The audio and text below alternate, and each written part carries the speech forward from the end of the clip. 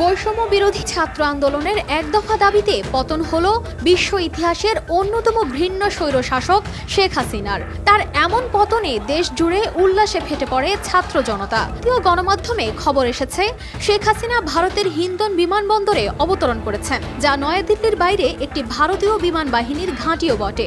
আরও জানা গিয়েছে, শেখ হাসিনা ভারতে রাজনৈতিক আশ্রয় চাননি, তাই তার পরবর্তী গন্তব্য নিয়ে শুরু হয়েছে জল্পনা, কিংবা তিনি যেতে পারেন লন্ডনেও। তবে এভাবে পদত্যাগ করে দেশ ছেড়ে পালিয়ে যাওয়ার খবর ফলাও করে প্রচার পেয়েছে আন্তর্জাতিক গণমাধ্যমেও। 100 গ্রাম রাঁধুনি হলুদ বা মরিচের গুঁড়ার সাথে 2টি এবং 200 গ্রামের সাথে 4টি রাঁধুনি স্বাদ মিশালি ফ্রি। সংবাদ মাধ্যম বিবিসি জানায়, শেখ হাসিনা পদত্যাগ করেছেন। বিবিসির স্থানীয় প্রতিনিধির বরাতে এ খবর দেওয়া হয়েছে। সেই সঙ্গে বিবিসি জানিয়েছে, শেখ হাসিনা নিরাপদ আশ্রয়ের জন্য দেশ ছেড়েছেন, সঙ্গে রেহানাও আছেন। আল জাজিরা বলছে, একটি সামরিক হেলিকপ্টারে করে শেখ হাসিনা দেশ ছেড়েছেন। তার সরকারি আবাস গণভবনে হাজারো মানুষ ঢুকে পড়েছে। এএফপির খবরেও বোনকে সঙ্গে নিয়ে শেখ হাসিনার দেশত্যাগের খবর প্রকাশ করা হয়েছে। সংবাদ মাধ্যমটি বলছে, নিরাপদ আশ্রয়ের উদ্দেশ্যে তিনি বাংলাদেশ ছেড়েছেন।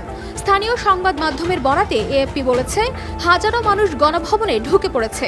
এদিকে রয়টার্স বলছে, শেখ হাসিনা প্রধানমন্ত্রীর পদ ছেড়েছেন, বাংলাদেশও ছেড়ে গেছেন। সিএনএন বলছে, রাজধানী ঢাকায় প্রধানমন্ত্রীর সরকারি বাসভবনে বিক্ষোভকারীরা হামলার পর বাংলাদেশের সেনাপ্রধান জেনারেল ওয়াকারুজ্জামানের ঘোষণা আসে।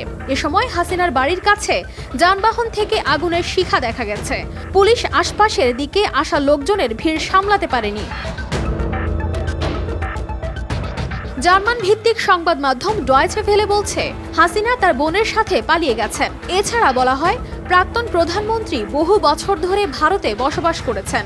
তার পরিবার 1975 সালে একটি সামরিক অভ্যুত্থানে তার বাবা স্বাধীন বাংলাদেশের প্রথম নেতা শেখ মুজিবুর রহমান নিহত হওয়ার পর সেখানে স্থায়ী হন। পশ্চিমবঙ্গের বাংলা সংবাদপত্র আনন্দবাজারের শিরোনাম, হাসিনার বিছানাও দখল, গণভবনের পাকশালে ঢুকে ঢালাও ভোজ, সরোবরে সাঁতার আন্দোলনকারীদের।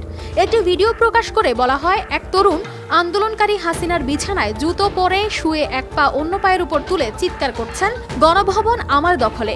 যে বিছানায় হয়তো কয়েক ঘন্টা আগেই বিনিদ্র রাত কেটেছে বাংলাদেশের সদ্য প্রাক্তন প্রধানমন্ত্রী শেখ হাসিনার।